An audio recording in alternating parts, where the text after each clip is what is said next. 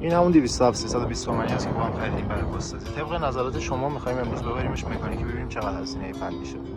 ایک حواست کجاست؟ مدرسه‌ای که تعطیل میشه خیابونا شلوغه، حواستون به این کوچولوها باشه. رسیدم کارگاه شما، پشت فرمون نشست با ماشین یه دور زد، سری برد رو چال کاپوتو داد بالا. اونم حرف بیگ بت زد. هم که بر خودشون میرن و میان.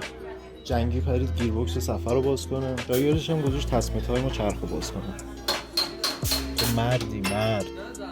این هم از وضعیت تصمیم تایمش. تصمیم تایمش هم فکر کنم راحت 120 هزار تا اصلا دست نزده، عوض نکرده. گیربکس رو باز کردن و شاگرد کوچولو هم داره سفر رو باز میکنه. فکر کنم کمکاش هم دیگه خیلی تعطیله.